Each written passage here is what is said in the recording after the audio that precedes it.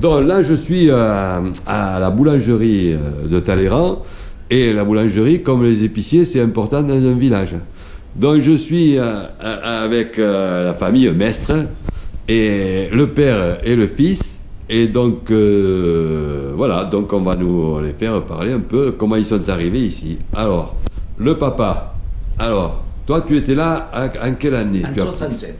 67. Voilà. J'étais boulanger à Villerouge. Ah. Termenès. Avec mes parents.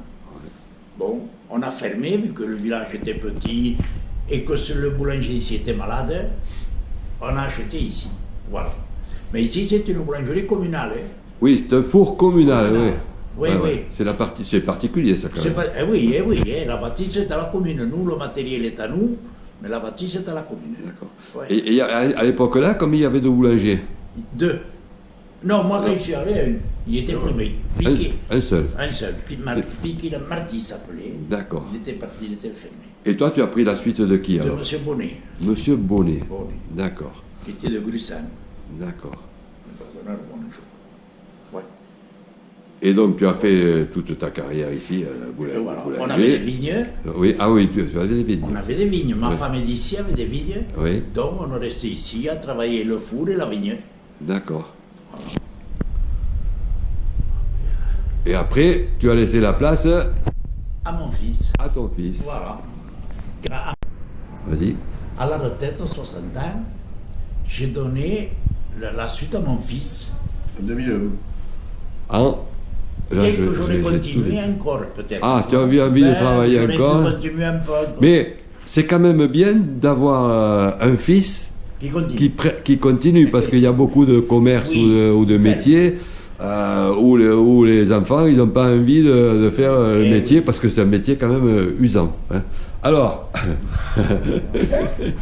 toi, donc, tu es le fiston. Hein. Voilà. Le fiston qui est maintenant grand et qui est près de la retraite. Voilà, ça s'approche. Et donc toi, tu as fait évoluer un petit peu l'entreprise ou... Ouais, moi, j'ai continué dans le sens en évoluant un peu avec les produits nouveaux, des trucs au goût de maintenant, quoi, voilà. D'accord. Et en même temps, donc, ta femme travaille...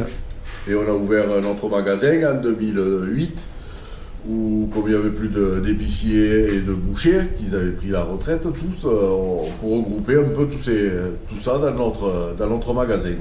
D'accord. Des produits de dépannage, C'est l'épicerie qui est juste à côté, que j'irai voir. Donc, et toi, tu t'occupes aussi... Enfin, tu t'occupes des truffes. Et je suis le président aussi des trufficulteurs talleyrandais. Président des trufficulteurs talleyrandais, d'accord.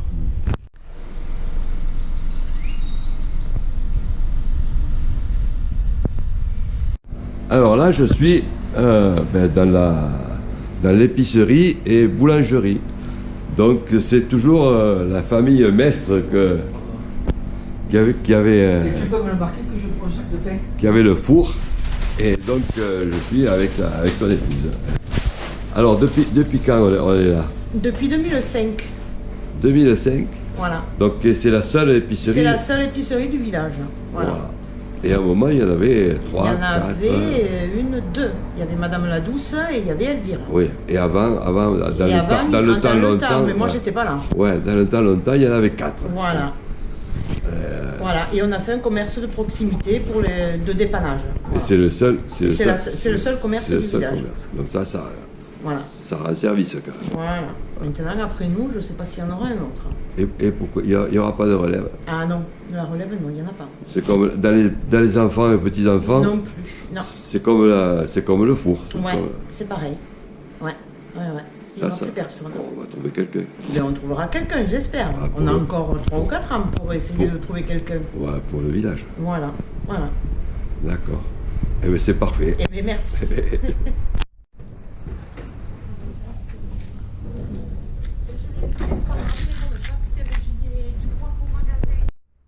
Là, je suis à la miellerie de l'Argello, comme vous voyez sur le panneau, et je suis avec René Malric, qui est de ma génération. Donc. Et donc, René, toi, tes parents étaient agriculteurs? Viticulteur. Viticulteurs, ouais. Et comment tu es arrivé à faire du miel? Et mon père, il chassait avec un réfugié espagnol. Solano, et il avait 2 bucs. 2 bucs, c'est 4 planches avec un croisillon à moitié hauteur. On récoltait le dessus et le dessous, on le laissait pour les abeilles. Alors, il y a Faro de Jonquière qui m'a dit qu'il m'aiderait à le mettre en ruche. Il n'était pas fort. Il est venu avec une hache, on a démonté le buc à la hache. Alors qu'en tapotant, c'est facile. Bon, c'était comme ça. Et après, je suis allé des Poudou, je suis allé chez des apiculteurs pour apprendre le métier. Mais les 2 plus gros, c'est Cross, Tène et Poudou. Dans l'Aude? Dans l'Aude, oui. D'accord. Et toi, c'est dans quelle année que tu as commencé, toi, à peu près, Moi, j'ai commencé vers l'âge de 22 ans. 22 ans, Ouais. d'accord. Mais avec peu de ruches. Parce que j'avais pas d'aide. Maintenant, ils ont des aides en pagaille, c'est pas du tout le même cas. Et alors maintenant, tu as combien de ruches? Là, maintenant, je suis... Grosso modo. Grosso modo, si je suis franc, j'ai le droit à avoir que 80 ruches parce que je suis à la retraite, mais j'en ai quelques-unes plus. Voilà. D'accord. Et donc tu fais du miel un peu de quelle qualité, avec quelle fleur? Je fais une quinzaine de variétés de miel. D'accord. Et tu as les ruches un peu partout dans l'Aude ou... J'en ai dans l'Aude, j'en ai dans l'Ariège, beaucoup dans l'Ariège. Et voilà.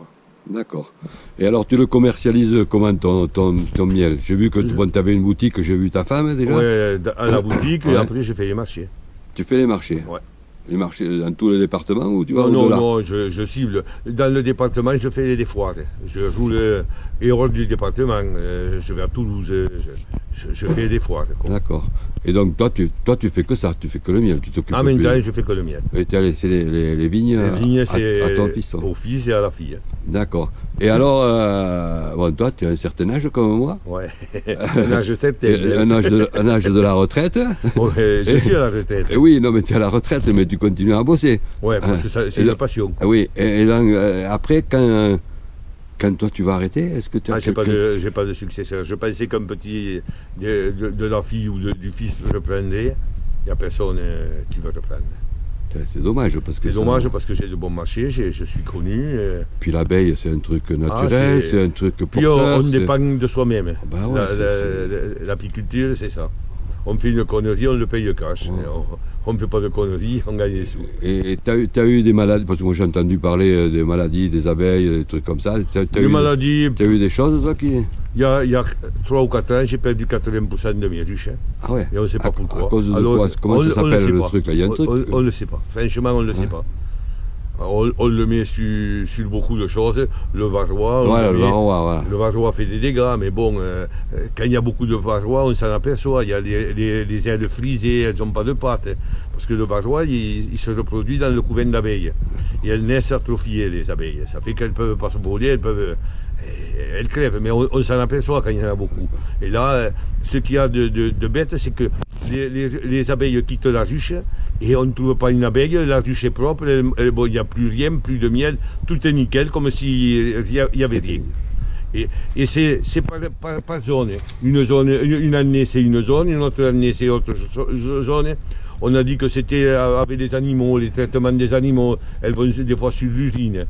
Et que ça les empoisonnait. Nous, on n'a pas d'animaux et elles meurent pareil. Et alors cette année, avec le changement de climat, la sécheresse, La la chaleur, c'est une catastrophe. c'est une cata. Une catastrophe. On fait de très petites récoltes, on tourne entre 6 et 15 kilos par ruche, ou 8 kilos. D'accord. C'est affreux.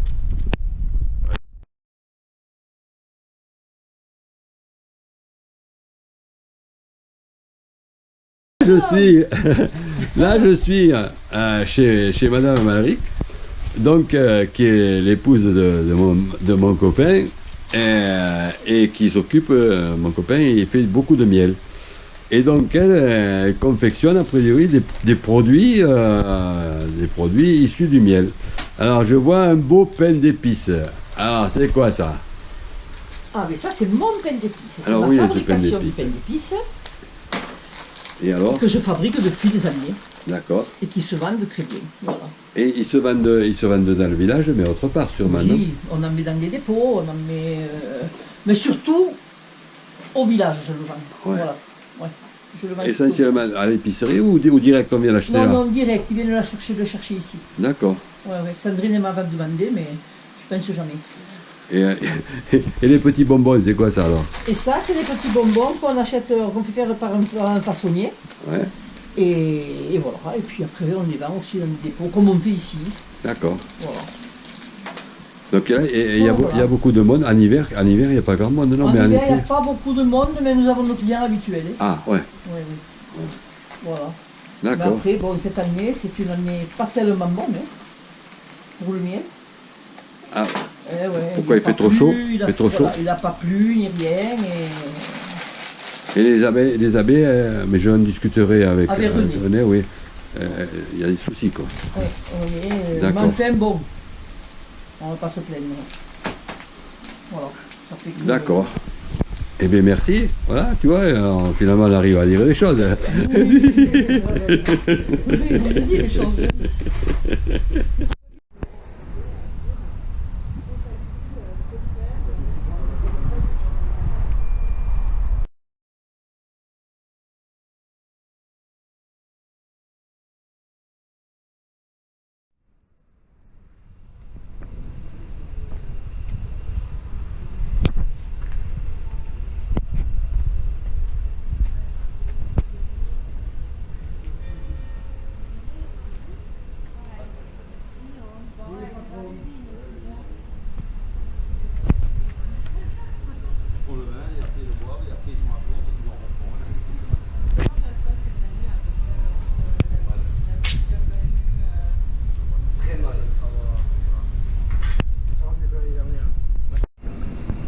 Alors, là, je suis avec Cédric qui vient d'aménager son café.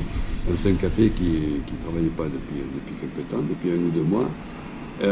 Et c'est un espace de vie donc entre la mairie, le foyer des campagnes et la cave coopérative. Donc c'est un lieu de passage en plus sur la 613. Tout à fait. Donc ce n'est pas qu'un café, c'est un café-restaurant. C'est un café-restaurant, oui, tout à fait. Donc toi tu es restaurateur depuis longtemps? Je suis dans les cuisines depuis l'âge de 17 ans Ouais, et c'est mon 3e établissement. d'accord. J'en ai eu un dans l'Aude, sur la commune de Verzeille, Ouais. j'en ai eu un en Ariège, sur la commune de Saint-Ibar, et là on est venu se perdre à Talleyrand. Donc, alors se perdre. Moi, on ne se perd pas à Talleyrand. Non, je déconne. C'est pour Mais- l'humour. Non, mais évidemment, on a bien compris. On a bien compris. Parce que bon, c'est quand même un petit village. Il y a 400, Oui. il y a moins de 500 habitants. Un tout petit village où par- les gens sont très gentils et très accueillants. Voilà. Tu as été bien accueilli. Très bien accueilli. Et, Très très bien accueilli. voilà. Et tu penses, donc tu travailles avec ta femme aussi. Je travaille avec ma femme qui était Ouais. infirmière, qui est en D'accord. disponibilité Ouais. et qui est venue travailler avec moi. On a monté ce projet à deux. Donc toi, tu es cuisinier aussi. Moi toi. je suis cuisinier, oui. De D'accord, métier. D'accord. Alors vous faites quoi comme vous avez une carte, vous avez On a une ardoise du jour, on fait un menu du jour tout simple, entrée, plat, dessert, n'importe quoi qu'on choisit, ça fait 20 €. D'accord. J'ai décidé de ne pas faire des prix trop hauts pour Ouais. que les gens puissent y avoir accès. Parce qu'aujourd'hui, il faut comprendre que les gens n'ont pas un pouvoir d'achat non plus énorme. Ils ont besoin de manger bon, maison, chaud, bien présenté et bon marché, c'est possible. D'accord. Et tu fais tout toi-même. Et j'ai fait tout moi-même. D'accord, c'est intéressant. Bon, 20 €, c'est On fait des acceptable. desserts parce que j'ai fait de la pâtisserie aussi. Ouais. C'est ça y est, tu veux m'embêter. Non, tu peux pas. Donc on disait que... On disait qu'on avait un entrée plat dessert à 20 €. Voilà, plusieurs choix, il y a 3 ou 4 choix, ça dépend de ce que j'ai le temps de faire. Entrée, 3-4 choix entrée, 3-4 choix plat, avec poisson aussi, Ouais. et 3-4 choix dessert, tout D'accord. maison, et voilà. Et n'importe quel choix, entrée, plat, dessert, fait 20 €. Les gens peuvent prendre plat, dessert, ou entrée, plat, ou juste même le plat. Ah. Ça reste de très bon marché, et du produit maison, et beaucoup de frais. Et là, cet été, ça a bien marché. On a vraiment bien fonctionné. On a ouvert le 14 juillet. On a ouvert depuis le 14 juillet. On a énormément marché. Le bar, beaucoup. Le restaurant, beaucoup. À la base, moi, je voulais faire juste un restaurant. Et en fait, j'ai écouté des gens qui voulaient vraiment garder un café ici pour le lieu de vie, pour se rencontrer. Donc, j'ai écouté la population et donc j'ai fait bar-restaurant. D'accord. À ce sujet, tu as des assidus du Tafarot, Tout a à priori. fait. Alors, c'est qui c'est vous, voilà? Alors, Bien. c'est ce que j'appelle moi le club du 3e âge. Ouais. C'est un groupe de retraités qui viennent jouer tous les jours. Le Tafarot est un dérivé entre la réussite et la belote, à ce que j'ai compris, je Ouais. ne connais pas ce jeu. Ouais. et où il y a un peu de malice et de tricherie. Ouais. Et c'est aussi des joueurs de belote. Et Oui. d'ailleurs, quand je pourrais, je jouerai avec eux parce que moi De j'adore. toute façon, ils doivent tricher. Hein. Je pense que oui. C'est Je normal. pense que oui. Non, sinon, Ils sont malins. sinon c'est pas sympa. Vous l'avez remarqué, ils sont malins. Ouais, mais Non, tu sais qu'au Café Azaïs, quand il existait, je discutais ce matin avec Titi Coco, qui était Oui, bien le sûr. fils du Cassalis, Oui. et il me disait qu'il y avait à l'époque il y avait 2 tables de poker, 4 tables de belote, et puis tous les Mais après-midi. ici, avant, il y avait un baby-foot, il le louait et l'ancien Ouais. propriétaire me l'a fait repartir. Je vais le faire revenir parce qu'il y a beaucoup de joueurs de baby-foot et un billard parce qu'il y avait un club de billard, donc peut-être je vais le faire revenir aussi. Et après, tu es à côté du terrain de pétanque, l'été, il y a du monde. Mercredi soir, tous les mercredis soirs, il y a la pétanque. Ouais. Et tous les mercredis soirs, oui, entre 20h et 1h du matin, on marche énormément. D'accord. Eh bien, Ça, écoute, Ils faisaient une buvette provisoire, eux, parce qu'ils n'avaient pas le choix. Et maintenant, ils me font énormément marcher. ouais, moi je suis venu mercredi, là, il y avait du monde. Encore le mercredi où vous êtes venu, ils avaient arrêté les boules. Le mercredi d'avant, on cartonne. Ouais. Non. Les gens sont très cafés, ils mangent beaucoup aussi, mais ça mange à la volée ici. Ouais. En fait, ils viennent à 8-10, ils prennent l'apéro, et puis d'un coup, vers 8h30, 9h, même des fois 9h30, hop, on mange, et vous vous retrouvez avec 2-3 tables de 10, il faut percuter, il faut y aller. Eh bien, écoute, moi je te souhaite une bonne continuation de ce Merci. village et Merci. une bonne intégration. Mais ça a bien commencé, j'espère que ça va continuer. Et puis je reviendrai peut-être un de ces jours, dans, Eh bien, j'espère bien. un ou deux ans. Avec grand plaisir. Merci. Merci.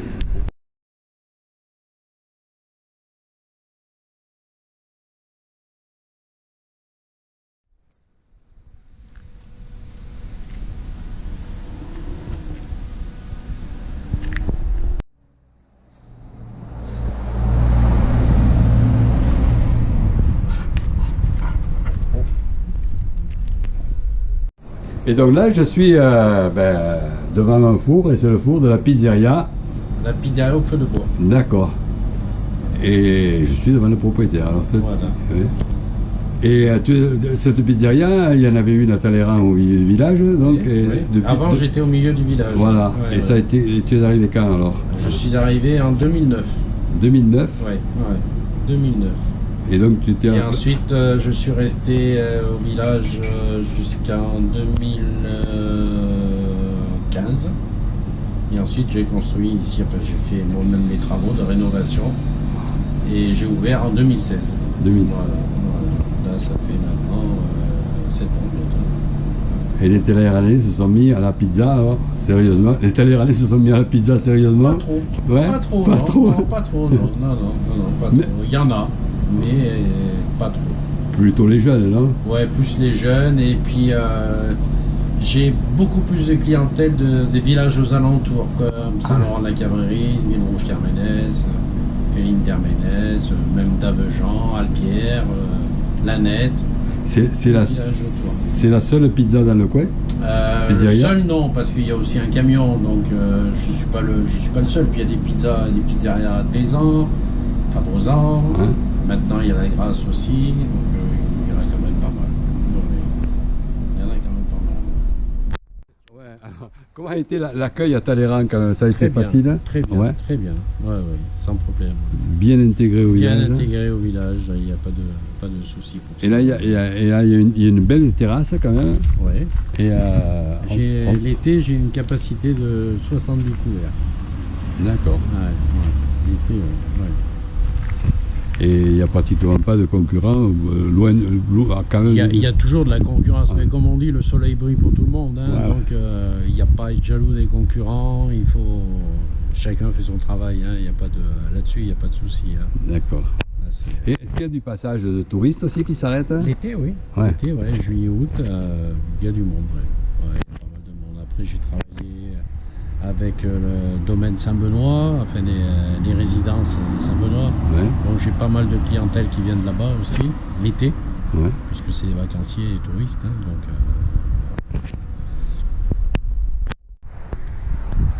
Là, un des maçons, puisque je crois qu'il y en a 3 ou 4 maçons à Talleyrand, Logan Garcia. Donc il y a un terrain. Alors là, je suis devant ce qu'on appelait l'ancien bourrelier Aimé Tesseire, donc qui a maintenant 100 ans à peu près. Et donc je suis devant son atelier et c'est c'est un jeune qu'on va voir maintenant et qui a pris la suite. Donc voilà son atelier. Alors avant c'était un atelier quand même qui travaillait beaucoup parce qu'il y avait des chevaux. Alors on va allez, tu vas m'expliquer un peu tout ça alors. Oui, il y avait les harnais, avant c'était les bourreliers, qui travaillaient sur les colliers, les chevaux. Vous voyez les colliers par exemple là. Ouais. Vous voyez le travail effectué par les anciens. Bon voilà, Plus fort. le travail effectué, voilà certains vestiges du passé qui sont encore là présents, vous voyez. Voilà, après vous voyez une transformation au fil du temps. Les chevaux tout ça ont disparu. La mécanisation est arrivée, donc il y a une transformation du métier en tapissier, décorateur, voilà. Voilà quelques... Voilà, là, sur l'ancien. Et ça, tu vas le refaire, ça? Oui, d'accord. Entièrement, en respectant les codes certains sur l'ancien. D'accord. Voilà, différents, des machines aussi. Il y a un certain âge, vous voyez... ah ben ouais, là c'est la relique. La Saint-Clair, Ouais. qui marche encore, qui est plus que centenaire. Hein. Ouais. Voilà. Donc, on travaille toujours avec l'ancien, quoi, voilà. Et Oui. Aimé, donc, il a fait ça pendant toute sa vie, lui. Ouais. Et quel âge il a maintenant? 99. 99 ans, d'accord. 99 ans, Et toi, oui, tu es voilà. arrivé là et tu as pris la suite. Oui. Donc, puisque... Après, oui. Voilà. Ouais. Et c'est bien. Et depuis quand tu es là, toi, alors? Ouais, depuis 96 ans. Ouais. 96 Ouais, ouais. D'accord. Donc Donc, c'est encore... tout ça, voilà. c'est un des seuls métiers d'antan qui est resté au village. Oui, on peut le dire. Hein. Ah ouais. Enfin, Un des seuls. Oui, Un des seuls. Oui, oui. Et après, bon, c'est l'évolution, quoi. Hein. Enfin, l'évolution de... Plus ou moins bonne. Oui, ouais. Plus ou moins bonne, oui, c'est sûr. C'est sûr. Mais bon, C'est c'est le progrès, c'est normal. Oui, enfin, le progrès, oui. Si on veut. Voilà. Voilà. Donc, vous avez un aperçu de... Voilà. Eh bien, super. Et voilà, encore là, bon, voilà, ou l'ancien, vous voyez. Ah là, il y a encore des trucs, Ouais, il y a encore des vestiges, quoi. Ah ouais. Enfin, des vestiges. Et il vendait du gaz aussi, alors? Ah oui, il y a le gaz qui continue encore. Ah, tu continues à vendre du gaz? Oui, oui, oui. D'accord, Oui. ah ça je savais pas. C'est Bon, bien. grand service, bon, Ah ouais. voilà. Ou sinon, il faut aller à Lézignan. Oui. Non, les petits vieux, ils n'ont pas envie d'aller à Lézignan. Exactement. Exactement. Oui. Ah, mais c'est bien, Voilà. c'est bien, c'est un vrai service. Et là, on a des Voilà. têtes de sanglier parce Oui, que tête de sanglier t'as les et reins- de chameau. t'as les Donc, reins je et vais tu- faire une décoration très sélective. quoi. Talleyrand est un village de chasse, on en reparlera Ouais, avec ouais, les ouais. chasseurs. Oui, Hein. oui, c'est sûr. La chasse aussi est une tradition, et bon, voilà, qui englobe tout ça. Super, merci. Alors, je suis ici sur un commerce de produits pour la vigne, en fait. Hein. Là, je suis dans un commerce qui existe encore. Je croyais que ça ne se faisait plus à Talleyrand. C'est un commerce de tous les produits dont ont besoin les viticulteurs et autres.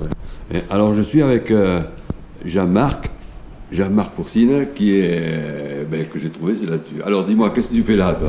Eh bien, je remplace, moi en principe je suis sur le comptable au siège à Luxembourg-Orbieu et c'est un commercial qui tient le magasin à Talleyrand et je remplace quand il est en congé. D'accord. Donc c'est une. Bon, ce commerce, il était tenu avant. Par Xavier Raymond, Ouais. qui a arrêté le commerce et s'est mis dans le vin pour monter une particulière et faire du négoce en vin. Quoi. Donc, et là, c'est une association. Non, c'est pas une coopérative, c'est un négoce. C'est un négoce. Et c'est la sœur de Xavier Raymond, Anne Raymond, qui Oui. est directrice de cette société, Bertrand Raymond. Ah, c'est elle qui est directrice. Et elle est où elle, À Luxembourg-Orbieu, à au Luc. siège. Ouais. D'accord. Et ici, il y a une espèce de. Ici, on est ouvert que le matin. Bon, là, on est ouvert 3 jours par semaine jusqu'au 9 septembre. Après, en principe, on est ouvert que le matin. Quoi. D'accord. Voilà. Eh bien, c'est bien. C'est nickel. Donc, qu'est-ce que tu vends alors? On a des produits, de l'aliment chien, du blé, tout ce qui est terreau. Après, beaucoup de produits pour la vigne. Quoi. Pour les viticulteurs, ouais, tu vends Ouais, pour les du produit pour la. viticulteurs, Bon, pour les- et en plus, on traite beaucoup moins qu'avant, non? Ah, ça, oui, Hein? ça a complètement changé. Il y a moins de pesticides, il y a des biocontrôles. la viticulture a pris un autre tournant. Quoi. Ouais, ça a bien évolué, ça, quand même. Oui, Hein. je pense. Parce qu'avant, quand on se baladait dans les vignes, là, putain, Ça sentait, c'était infernal. Hein. Ouais, tout à fait. D'accord. Eh ben, super. Alors là, je suis devant le seul garage qui existe actuellement à Talleyrand, donc qui s'est installé sur la route de la Grasse il y a quelques années, et on va discuter avec le propriétaire des lieux. C'est là.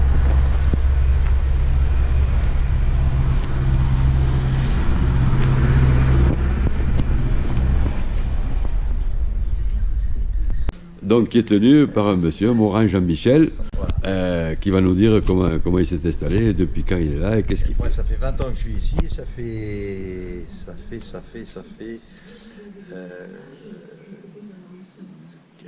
18 ans que je suis installé. Ouais. Voilà, à Talleyrand. Et je travaille seul. Et donc, tu as construit cet engin, ce garage, parce qu'il n'y avait pas de locaux. Il y a 12 ans. Il y a 12 ans. Il y a 12 ans qu'il est construit celui-là. D'accord, parce qu'il n'y avait pas de locaux à Talleyrand pour... J'ai commencé chez mon beau-frère, Cédric, qui est maire actuellement. Ah, Cédric Malric, Ouais. d'accord. Et après, j'ai le temps de construire celui-ci. J'ai été 1 an chez Bertrand Raymond. D'accord. Ils m'ont bien dépanné en attendant. Voilà, pendant 1 an, le temps de construire celui-ci. Voilà. D'accord. Et aujourd'hui, maintenant, il est plus très loin de la retraite, donc... Donc là, on est dans un garage, disons, à l'ancienne quand même. Hein. Ah oui. Est-ce qu'il y a de l'informatique? Est-ce qu'il y a... Oui, obligatoire. Donc c'est obligatoire maintenant. C'est obligatoire, oui. Ouais. Malheureusement, bon, voilà, c'est fini. Après, on touche à tout. Hein. On fait de la soudure, on fait du tour, enfin, voilà. Ouais, on répare tout, quoi. C'est le garage de campagne pur et dur, quoi. Voilà. Et je travaille seul. Donc, alors, tu me disais près de la retraite, et est-ce qu'il va y avoir une suite? Non, normalement non. Enfin, pas ici. Ah ouais. Pas ici. C'est un garage de... Enfin, c'est sur des terres familiales. Donc, comment dire, bon, c'est plus sentimental qu'autre chose. Donc, enfin, ici, il n'y aura pas de repreneur. D'accord. Voilà, je vends rien. En plus, les gamins se sont installés, donc... Ouais, ils ont fait autre chose. Ils auront besoin certainement du hangar. Voilà. Ouais, après, c'est dommage pour Après, oui, ce qui n'est pas un mécano dans le village. Oui, quoi. oui. Parce que bon, la Grasse, il n'y a plus rien. C'était Alain Fauché à l'époque qui a pris sa retraite aussi, lui qui est parti. Personne n'a repris. Là-haut, plus haut, c'est la Roque de Fa. Et à la Roque de Fa, on a Fred Filipponi qui, lui, séparé, est à la retraite. Donc apparemment, il n'y a personne qui reprend derrière. Il ne restera plus que Saint-Laurent, Ouais. le Caprice. Voilà. D'accord. Eh bien, merci. Eh bien, Alors là, je suis à la Rune et je suis en pleine vendange. En pleine vendange. Et bonjour. Bonjour, ça va? Ça va. Voilà la propriétaire de ces lieux avec Xavier. Alors, tiens, je vais te faire parler du tissage. Oui. Alors, ouais, là on est dans un autre domaine parce que madame tisse comment on peut appeler, tu fais de l'artisanat. Tissage artisanal, oui, avec un métier à bras, un métier Et alors, ancien. tu as commencé quand à Talleyrand de faire ça? J'ai commencé en 2020. Moi, j'ai appris en 79 à tisser. Je me suis installée en 79, voilà, à Saint-Laurent. Ouais.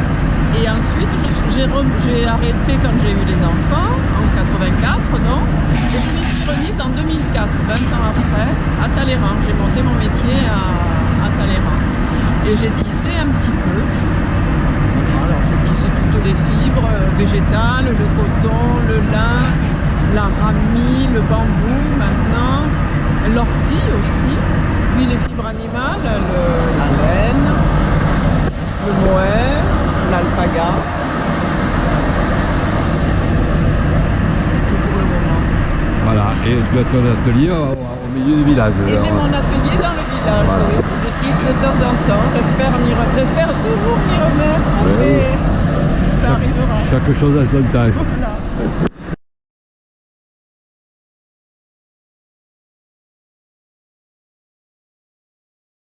Là, je suis chez une dame qui est peintre.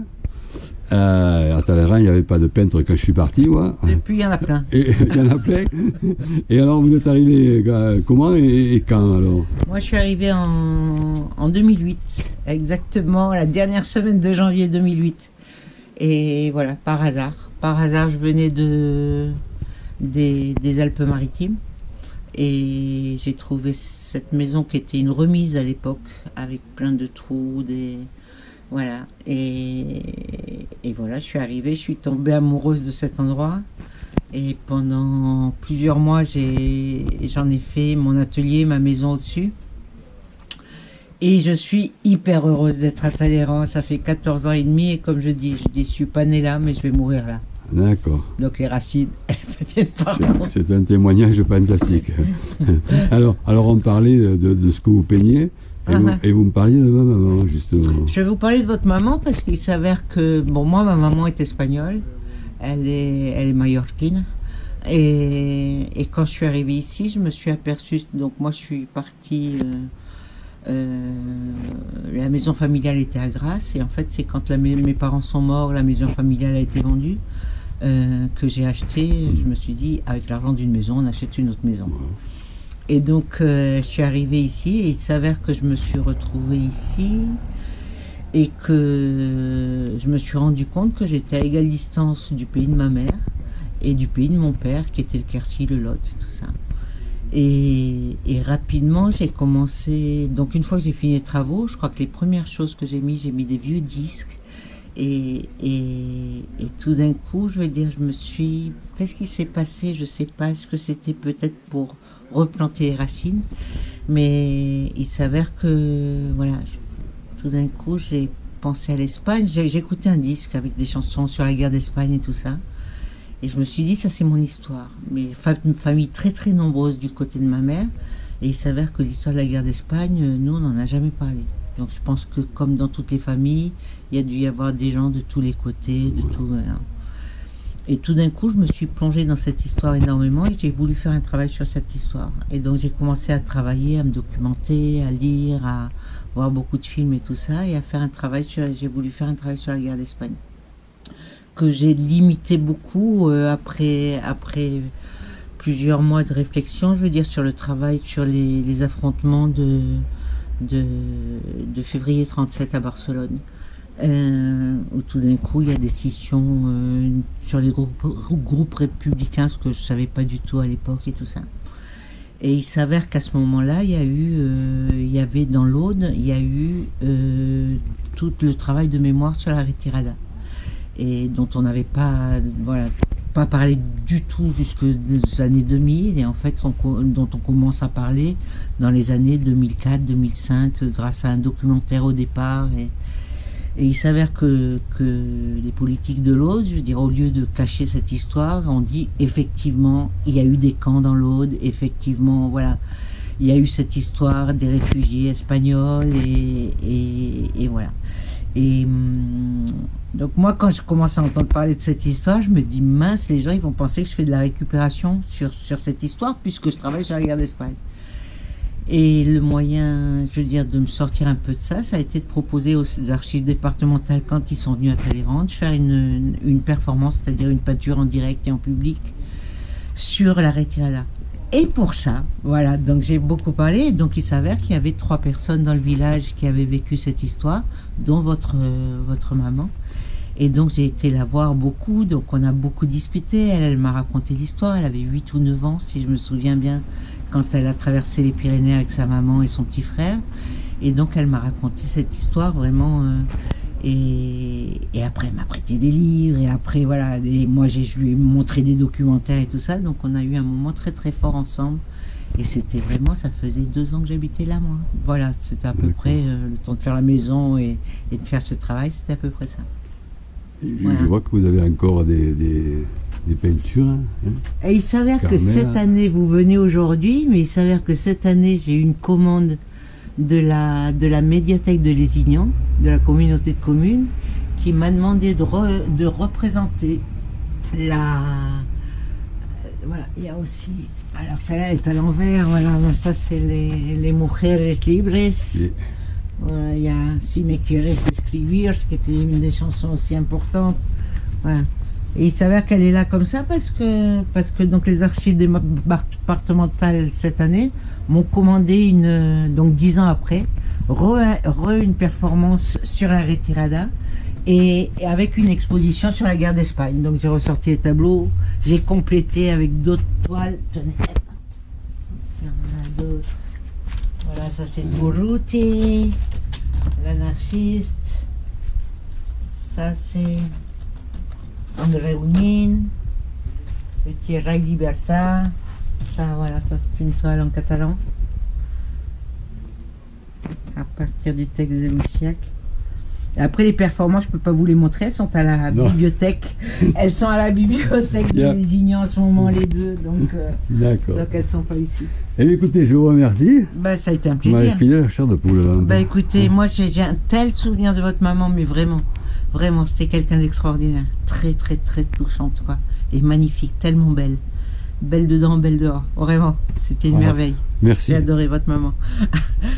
Et belle famille, parce que toute la famille est magnifique.